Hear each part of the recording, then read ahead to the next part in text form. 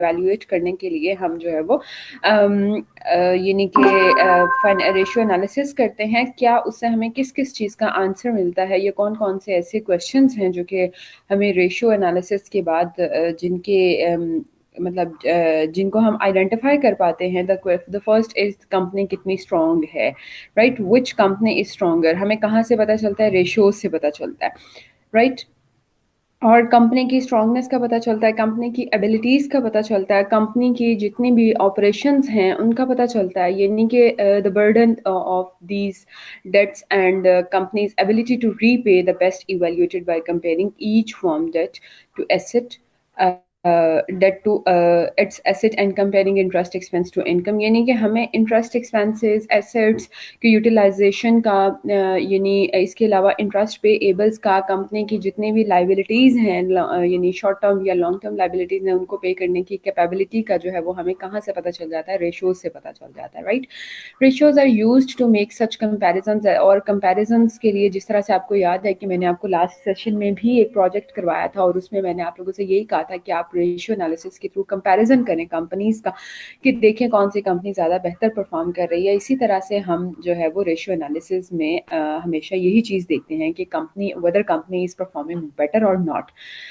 So we calculate, हम कितनी तरह की रेशियोज कैलकुलेट करते हैं, हमारे पास टोटल 5 टाइप्स ऑफ रेशियोज हैं जो कि हम कैलकुलेट करते हैं फॉर्म की एबिलिटीज़ को जानने के लिए। The first one is liquidity ratios. Liquidity ratios हम क्यों आइडेंटिफाई करते हैं? लिक्विडिटी रेशियोज हमें कंपनी की एबिलिटी टू पे ऑफ डेट्स, कंपनी अपने डेट्स को कितने अच्छे तरीके से, कितनी जल्दी पे कर सकती है या नहीं पे कर सकती, इस चीज़ का हमें कहाँ से पता चलता है? लिक्विडिटी रेशियोज से पता चलता है, राइट। अच्छा जी, लिक्विडिटी रेशियोज के बाद हमारे पास जो दूसरी रेशियो है that is asset management ratio. Asset management ratio से यानी इसे हम टर्न ओवर रेशियोज भी कहते हैं इनको।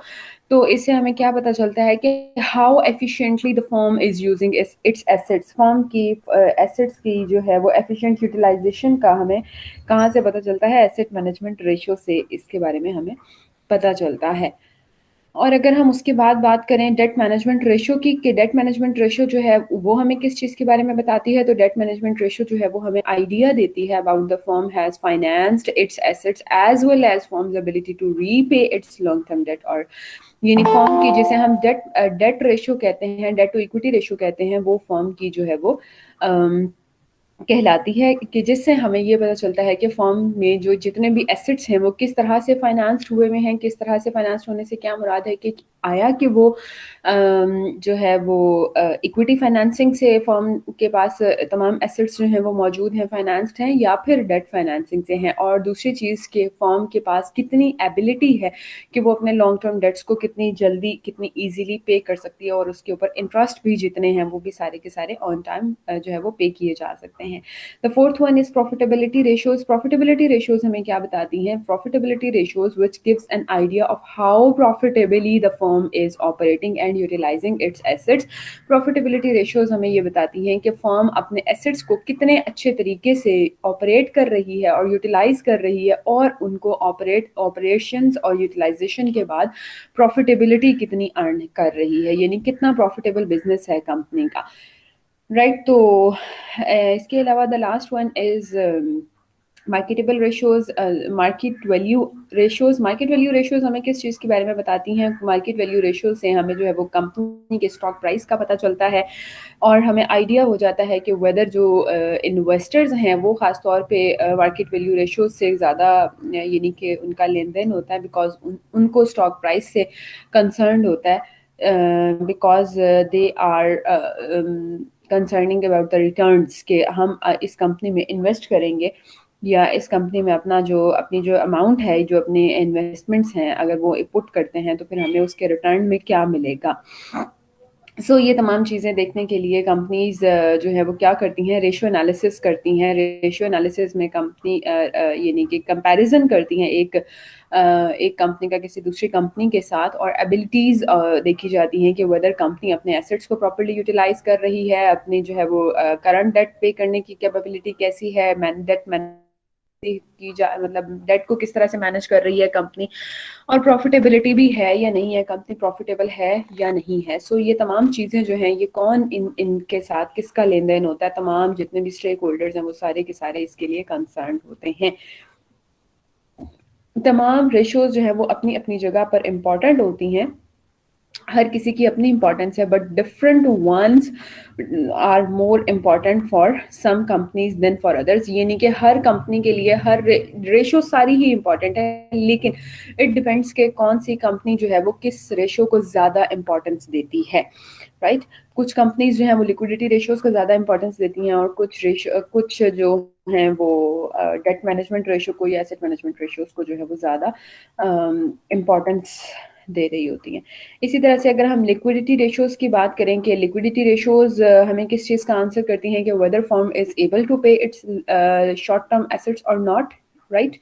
That to pay as they come due, they remain viable in the organization. इस चीज़ यानी liquidity ratio से हमें आंसर मिलता है कि whether company is able to pay off its debts or not, right? इसी के साथ साथ अगर हम liquid assets देखें कि liquid assets क्या होते हैं, liquid asset is one that trades in an active market. Liquid asset वो asset होता है जो कि active market में trade किया जा सकता है। active market में trade करने से क्या मुराद है, यानी जिसको हम quickly can be quickly converted to cash, जिसको हम जो है वो at the going market price, जिसको हम जब भी मार्केट में प्रेजेंट करें तो फौरन से वो कैश में कन्वर्ट हो जाए।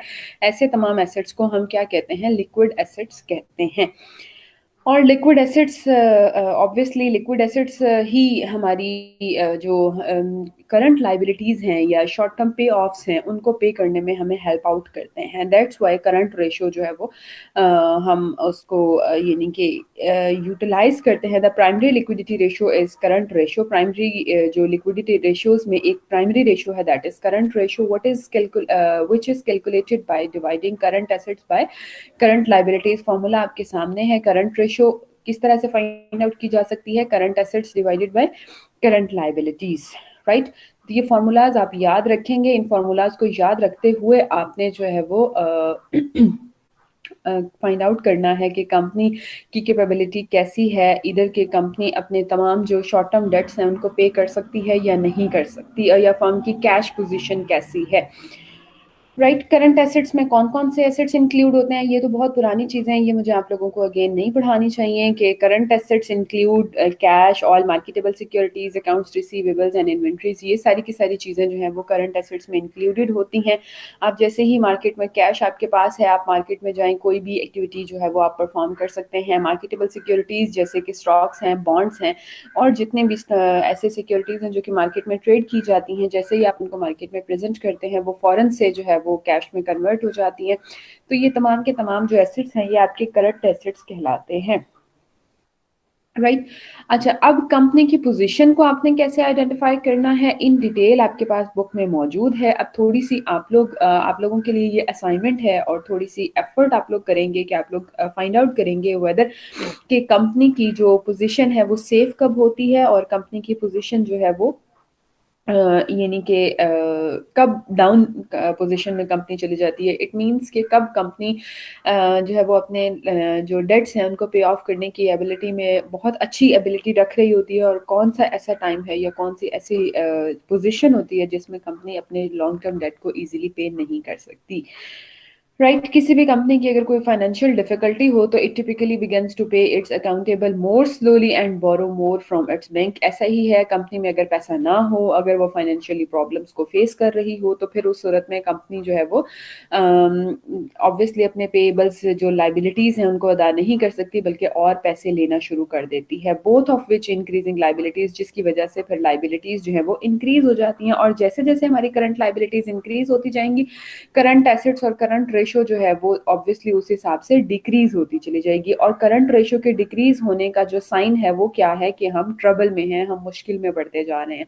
ऑब्वियसली जितना ज़्यादा कर्जा आप अपने सर पे उठाते जाएंगे तो इट मीन्स के जो है वो आप की परफॉर्मेंस उतनी ही ज़्यादा ख़राब होती चली जाएगी, ठीक है। अलाइड्स करंट रेशो, यानी इस वक्त जो हम करंट रेशो यहाँ पर देखें कि हमारे पास जो करंट रेशो है वो 3.2 की है, जबकि इंडस्ट्री एवरेज 4.2 पे है। इट मींस कि हमारी जो लिक्विडिटी रेशो है वो यानी कि वीक पोजीशन में है, हम अच्छी पोजीशन में नहीं हैं कि हम जितनी भी हमारी करंट लाइबिलिटीज हैं उनको पे कर सकें। जैसे आप यहाँ पर देखेंगे current ratio of allied is 3.2 which is well below the industry average of 4.2. Therefore, its liquidity position is somewhat weak, but no means desperate. It means कि weak है कंपनी की पोजीशन, लेकिन ये नहीं कह सकते कि बिल्कुल ही जो है वो गई गुजरी है या जीरो है, बिल्कुल ऐसा नहीं हो सकता।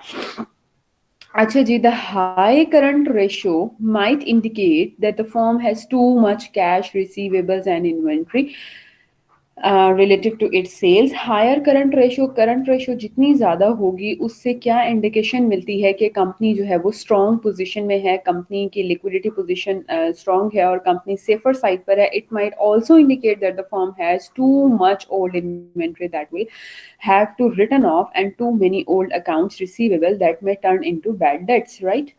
सो कंपनी की जो हाई करंट रेशो है वो अच्छी होने के साथ साथ या हमें ये इंडिकेशन तो देती है कि कंपनी बहुत स्ट्रांग अपने मतलब सही सेफ पोजीशन में है, लिक्विडिटी पोजीशन भी उसकी अच्छी है। और उसके साथ साथ इसके अलावा जो इंडिकेशन मिलता है कि कंपनी के पास बहुत ज़्यादा पुरानी इन्वेंट्री पड़ी हुई है जिसे राइट ऑफ करने की ज़रूरत है। और ये भी इंडिकेशन मिलता है कि अकाउंट्स रिसीवेबल कंपनी के बहुत पुराने हैं जिनको जो कि अब बैड डेट्स में जो है वो कन्वर्ट हो जाने चाहिए। सो इट डिपेंड्स ऑन, यानी जिस तरह से हम बात करते हैं कि इंडस्ट्री एवरेज के साथ हम कंपैरिजन कर लेते हैं कि whether the company is performing well और नॉट, हमें कहाँ से पता चलता है जब हम इंडस्ट्री के साथ उसका कंपैरिजन करते हैं। And the second one is quick ratio, quick और इसको एसेट टेस्ट रेशियो भी कहा जाता है। कैसे कैलकुलेट की जाती है? Current assets minus inventories, current assets में से ऑल इन्वेंट्रीज माइनस कर दी जाती हैं। जैसे अभी हमने बात की कि जितने भी हमारी यानी जितनी ज़्यादा करंट रेशो हाई होती चली जाएगी, इट मीन्स कि हमारी जो इन्वेंट्री है, हमारे पास बहुत ओल्ड इन्वेंट्री पड़ी हुई है, बहुत पुरानी इन्वेंट्री पड़ी हुई है जिसे राइट ऑफ हो जाना चाहिए। इसी तरह से फॉर्म्स जो हैं वो यानी जो इन्वेंट्रीज हैं वो फॉर्म की लिक्विडिटी में थोड़ा सा यानी कि इलिक्विड, लेस लिक्विड तो कह सकते हैं लेकिन कंप्लीटली इलिक्विड भी नहीं कह सकते, बिकॉज ये जो हमारी इन्वेंट्री है सम हाउ ये बहुत जल्दी कैश में कन्वर्ट हो जाती है, लेकिन कभी कभार ऐसा भी होता है कि इन्वेंट्री जल्दी से कैश में कन्वर्ट नहीं होती, राइट? सो इसलिए इसे लेस लिक्विड एसेट कहा जाता है, यानी मोर लिक्विड एसेट नहीं कहा जाता।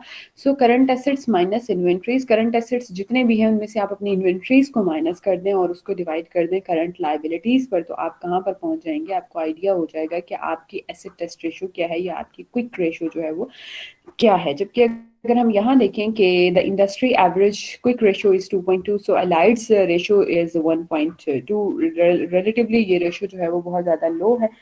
क्या वजह है इसकी? इसकी वजह ये है कि कंपनी के कुछ ऐसे अकाउंट्स रिसीवेबल्स हैं जो कि बहुत पुराने हैं, जो बहुत ही यानी कि काफ़ी टाइम जिनको गुजर चुका है, जिनको अब बैड डेट्स में कन्वर्ट हो जाना चाहिए। यानी कंपनी को ये सोच लेना चाहिए कि अभी तक मुझे इतने डेट्स नहीं यानी इतने रिसीवेबल्स जो थे वो मुझे रिसीव नहीं हुए, तो ये पॉसिबल कि अभी ये मुझे मजीद आगे आने वाला टाइम है ये मुझे रिसीव हो ही ना। So still if the accounts receivable can be collected, अगर कलेक्ट हो सकते हैं तो फिर कंपनी के पास ये यानी एबिलिटी है कि कंपनी अपनी तमाम जो करंट लाइबिलिटीज हैं उनको इजीली पे कर दे और अपनी जो इन्वेंट्रीज की जो ट्रबल उसको फेस करनी पड़ी है, जैसे मैंने अभी बात की कि इन्वेंट्रीज जो है वो कन्वर्ट नहीं होती जल्दी से कैश में, अ, अ, उस सूरत में कंपनी के लिए जो है वो थोड़ा सा इसमें इशू आ जाता है, राइट? तो इसी तरह से अगर हम बात करें एसेट मैनेजमेंट रेशो की कि what is asset management ratio, asset management ratio की बात हमने की थी, तो हमने सेकंड ग्रुप ऑफ रेशो जो है वो हमारा एसेट मैनेजमेंट रेशो का आता है। इसमें हमने क्या कहा था कि एसेट मैनेजमेंट रेशो में हम किस चीज़ को मेजर कर रहे होते हैं कि कितनी इफेक्टिवली, कितने अच्छे तरीके से हम अपने एसेट्स को यूज कर रहे हैं, हम अपने एसेट्स को कितने अच्छे तरीके से मैनेज कर रहे हैं। These ratios answer the question, किस चीज़ का आंसर देती हैं कि does the amount of each type of asset seem reasonable, too high और too low in view of current and projected sales. क्या मतलब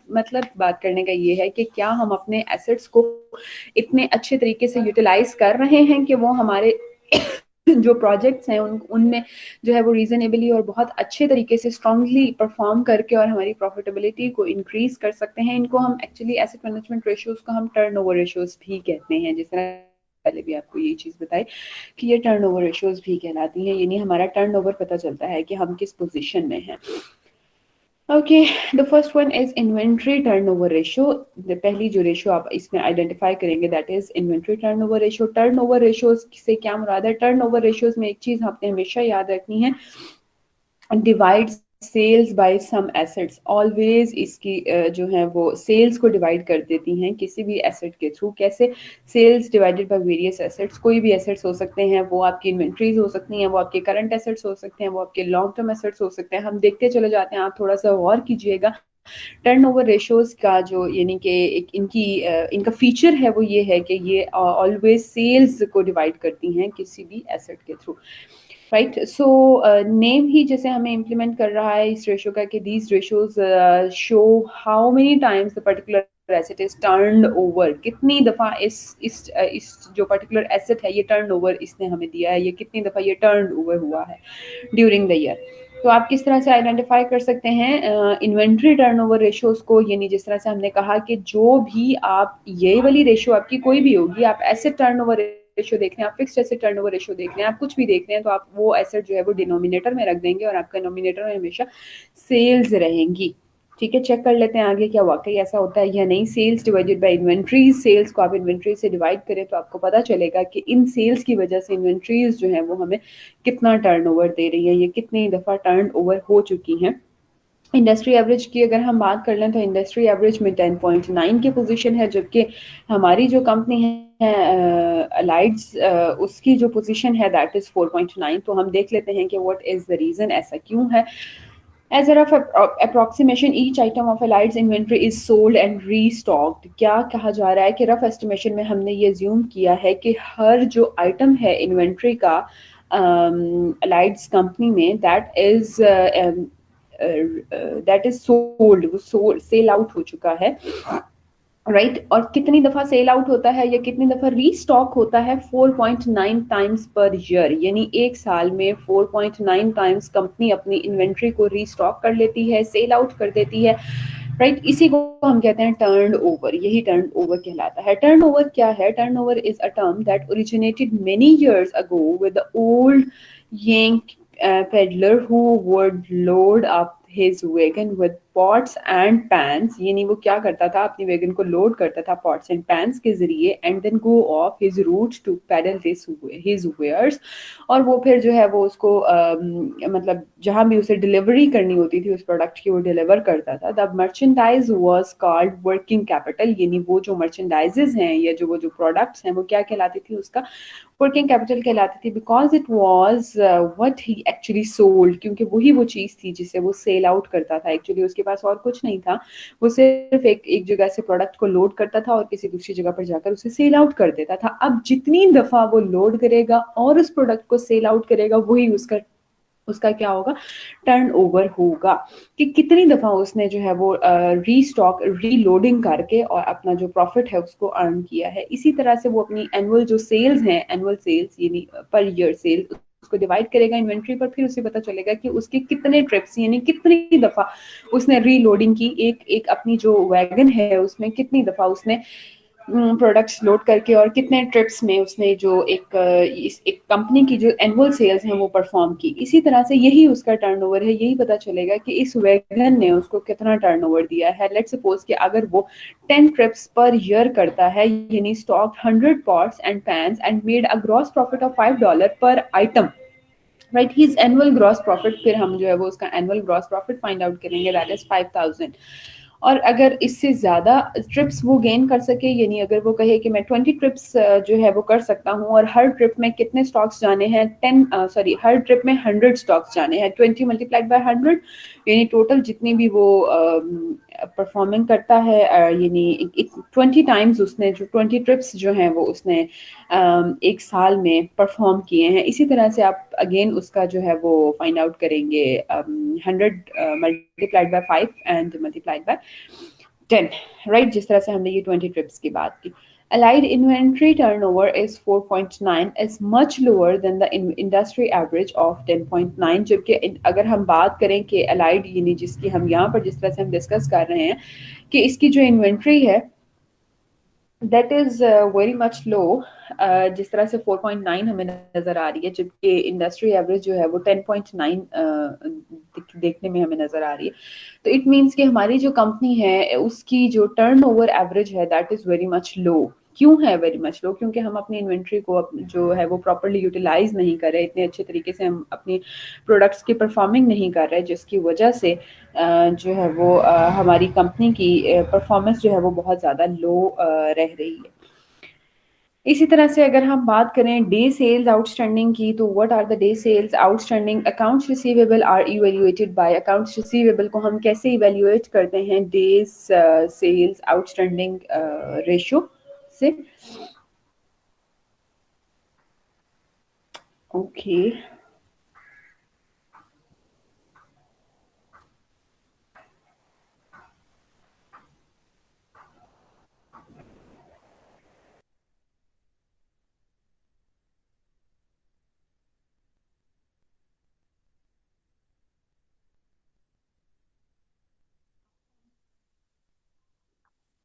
मैम स्क्रीन तो ब्लैक हो गई है।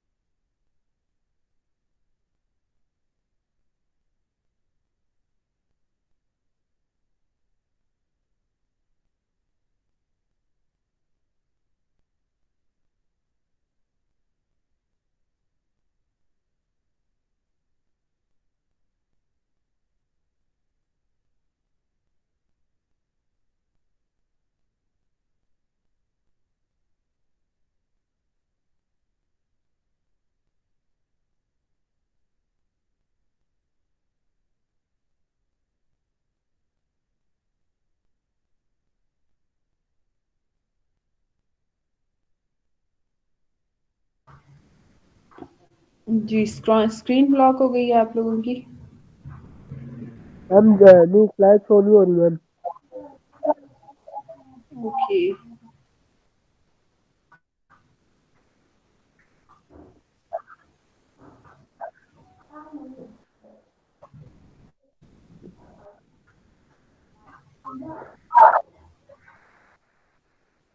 हम्म।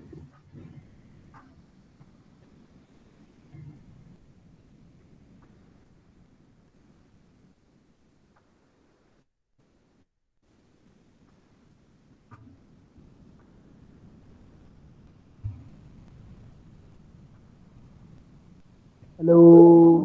अब आ रही है? मैम नहीं आ रही। अब आ गई, आ गई ma'am. Okay.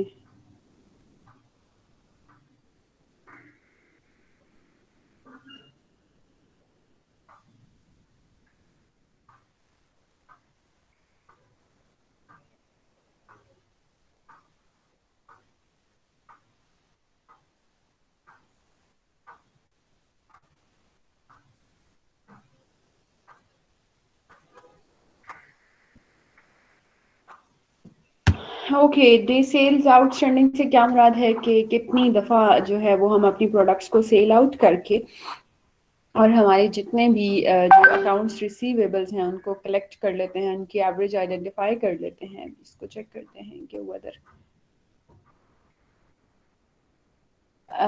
the company is accounts receivable are evaluated by the day sales outstanding ratio, also called, इसको हम एवरेज कलेक्शन पीरियड कहते हैं। एवरेज कलेक्शन पीरियड तो आप लोगों को याद होगा, ये नया नाम आप लोगों को याद नहीं होगा, कि कितने दिनों में हम जो है वो अपने जो हमारे स्टॉक्स हैं उनको हम कलेक्ट कर लेते हैं, उनको हम जो है वो कर लेते हैं, कितने दिन में हम अपने जो रिसीवेबल्स हैं उनको कलेक्ट कर सकते हैं। आइडेंटिफाई कैसे किया जा सकता है, इसकी कैलकुलेशन कैसे की जा सकती है? Receivables divided by average sales per day. Receivables, हमारे जितने भी अकाउंट्स रिसीवेबल्स हैं उनको डिवाइड कर दिया जाता है एवरेज सेल्स पर डे, यानी अगर हमने number of days find out करने हो कि एक दिन में हम कितनी सेल्स करते हैं, और अगर हमने एनुअल सेल्स फाइंड आउट करनी हो तो फिर हम क्या कर सकते हैं? Receivables divided by annual sales, और एनुअल सेल्स को हम 365 से डिवाइड कर देते हैं, यानी कि एनुअल सेल्स को हम 365 से डिवाइड करेंगे तो हम कहाँ पहुंचेंगे? एवरेज सेल्स पर डे पर, राइट? तो इस तरह से हम आइडेंटिफाई कर सकते हैं कि वेदर हम अपने जो रिसीवेबल्स हैं उनको कितनी जल्दी कलेक्ट करते हैं और कितनी देर से जो है वो कलेक्ट करते हैं। अगर इस वक्त की पोजीशन में हम देखें तो हमारे जो रिसीवेबल्स हैं अप्रॉक्सीमेटली 46 डेज में कलेक्ट होते हैं। अच्छा जी, 46 डेज में जब हमारे रिसीवेबल्स कलेक्ट होते हैं तो फिर इंडस्ट्री की अगर हम बात करें तो इंडस्ट्री 36 डेज में कलेक्ट कर लेती है, जबकि हम 46 डेज में कलेक्ट करते हैं। इट मींस के हम जो है वो बहुत ज़्यादा टाइम ले रहे हैं अपने जो रिसीवेबल्स हैं उनको कलेक्ट करने में। कंपनी के लिए जो बेटर पोजीशन होती है, कंपनी की बेटर पोजीशन यही होती है कि कंपनी जितनी जल्दी हो सके अपने रिसीवेबल्स कलेक्ट कर ले। जितनी जल्दी हो सके कंपनी क्या करे, अपने रिसीवेबल्स जो है वो कलेक्ट कर ले, क्योंकि कि उसके पास जितनी जल्दी पैसा आ जाएगा तो कंपनी उसी आए हुए पैसे को कहीं और यूटिलाइज कर सकेगी, कहीं और इन्वेस्ट कर सकेगी और फिर उसी की बेसिस पर जो है वो फर्दर प्रोसेस करके और कंटिन्यू कर सकेगी, राइट।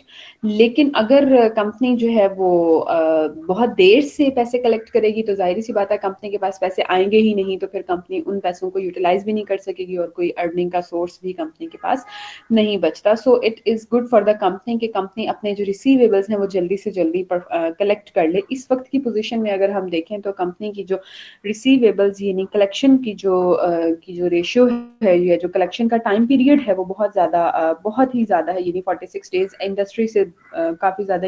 इंडस्ट्री के जो आम जो हमारी इंडस्ट्री एवरेज है उसमें 36 डेज में कलेक्शन हो जाती है, जबकि हमारी जो कंपनी है अलाइड वो 46 डेज में कलेक्ट करती है। तो इट मीन्स कि ये कंपनी के लिए जो है वो कुछ अच्छी पोजीशन नहीं है, कुछ अच्छी यानी कि वो नहीं है, कंपनी की परफॉर्मेंस कुछ बेहतर नहीं है। यानी ये इंडिकेट करती है that if some customer are paying on time, quite a few must be paying very late. यानी कि अगर कुछ जो इन हमारे कस्टमर्स हैं वो अगर हमें टाइमली पे कर रहे हैं तो उनमें से कुछ ऐसे कस्टमर्स भी होंगे जो हमें लेट पे कर रहे होंगे, जिसकी वजह से एवरेज हमारी जो है वो 46 डेज पे चली जाती है। ऐसा नहीं है कि कंपनी सारे के सारे कस्टमर से लेट रिसीव कर रही होती है, लेकिन कुछ कस्टमर्स जो है वो टाइमली दे देते हैं, कुछ कस्टमर्स जो है वो लेट पे करते हैं। इसी तरह से क्या है कि Allied's credit manager should keep steps to collect receivables faster. कि जो क्रेडिट मैनेजर है कंपनी का उसको चाहिए कि वो अपने जितने भी रिसीवेबल्स हैं वो फास्टली कलेक्ट कर ले, जल्दी से जल्दी कलेक्ट कर ले।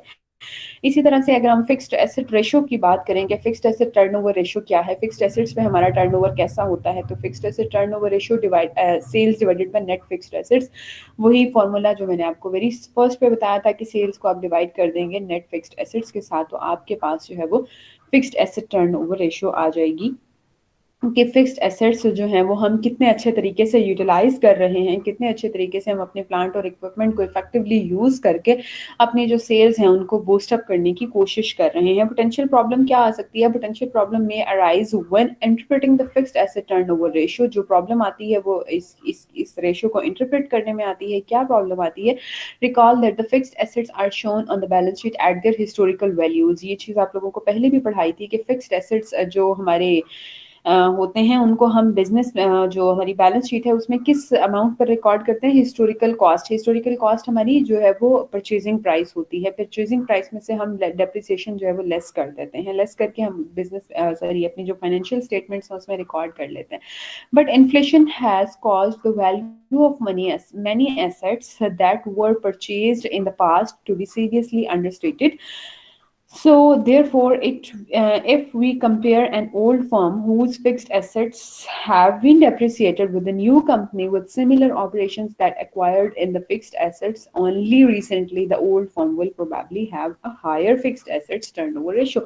यानी क्या हो सकता है कि बाज़-औक़ात जो इशू आ जाता है, एक कंपनी न्यूली वर्क परफॉर्म कर रही है और जो दूसरी कंपनी है वो यानी कि ओल्ड है, तो जाहिर सी बात है कि ओल्ड जो यानी पहले से काम करने वाली कंपनीज हैं उनके जो एसेट्स हैं वो ज़्यादा डेप्रिसिएट भी हो चुके होंगे और उनकी वैल्यू भी ऑब्वियसली रिड्यूस हो चुकी होगी इन्फ्लेशन की वजह से। बट जो नई कंपनीज हैं उनके एसेट्स ऑब्वियसली अभी न्यू परचेज्ड हैं और उनमें अभी डेप्रिसिएशन भी उनमें से डिडक्ट नहीं हुई है, तो उनका जो टर्नओवर है वो ज़्यादा नज़र आएगा as compare to old firms या ओल्ड जो हमारी कंपनीज वर्क कर रही हैं। तो इस चीज़ को मेजर करने के लिए, इस चीज़ चीज़ को जो है वो देखने के लिए हम क्या करते हैं कि एज ऑफ एसेट देन यानी कि inefficiency on the part of the new firm, यानी हम एज ऑफ एसेट की बात कर लेते हैं कि अकाउंटिंग प्रोफेशन जो है वो हम ऐसे फाइनेंशियल स्टेटमेंट्स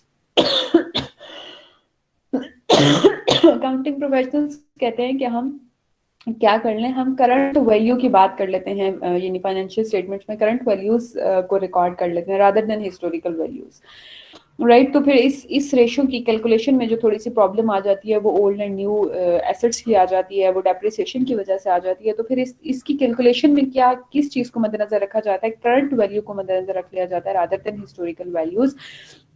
अगर हम करंट वैल्यूज को मद्देनजर रखेंगे तो हम जो है वो बेटर कंपैरिजंस कर सकेंगे, हमें कंपैरिजन करने में आसानी होगी और हम बेहतर जो है वो रिजल्ट्स आइडेंटिफाई कर सकेंगे। However at the moment the problem still exist, अभी भी प्रॉब्लम एग्जिस्ट कर रही है। क्या प्रॉब्लम एग्जिस्ट कर रही है? हो सकता है कि जो है वो फाइनेंशियल एनालिस्ट इस प्रॉब्लम को रिकग्नाइज करे और इसको जज यानी वो तो जजमेंटली इसको डील कर ले, बट एक जो आम यानी एक लेमैन है वो शायद इसको जो है वो प्रॉपरली जज ना कर सके। अगर हम इसकी बात करें अलाइड्स केस की, अलाइड के केस में जो है ये प्रॉब्लम इतना ज़्यादा नहीं है, यानी कि इतना सीरियस प्रॉब्लम नहीं है क्योंकि all firms in the industry have been working. तमाम जो इंडस्ट्री की फर्म्स हैं वो सेम रेट और सेम टाइम से ही एक दूसरे मतलब काम कर रही हैं और रीजनेबली कंपेरेबल है, कंपेयर किया जा सकता है। इसलिए इसमें इतना इशू नहीं है। बट अगर कोई कंपनी न्यूली परफॉर्म्ड है और दूसरी कंपनी जो है वो यानी कि अपनी वर्किंग बहुत ज़्यादा लो कर रही है या अपनी वर्किंग जो है वो अच्छी परफॉर्म नहीं कर पा रही या ओल्ड होने की वजह से, तो फिर उस सूरत में कंपैरिजन जो है, और कंपैरिजन में ऑब्वियसली जो न्यूली परफॉर्म्ड ऑर्गेनाइजेशन है वही ज़्यादा टर्नओवर उसका रिप्रेजेंट करेगी और ये हमारे लिए एक पोटेंशियल प्रॉब्लम क्रिएट कर देती है किसी भी कंपनी की पोजीशन को जज करने के लिए। इसी तरह से टोटल एसेट टर्नओवर रेशियो की अगर हम बात करें कि टोटल एसेट टर्नओवर रेशियो क्या है, sales divided by total assets. Again formula वही है। इसी तरह से आपने जितने भी तमाम आपके एसेट्स हैं, टोटल एसेट्स, टोटल में कौन कौन से आपके फिक्स्ड और करंट दोनों ही एसेट्स आ जाते हैं और उसमें जो है वो हम क्या फाइंड आउट करते हैं कि वेदर हमारी जो सेल्स हैं उनमें तो हमारे जो टोटल एसेट्स हैं वो कितना कंट्रीब्यूट कर रहे हैं, हमारे टोटल एसेट्स का कितना हिस्सा है सेल्स में। सो अलाइड्स की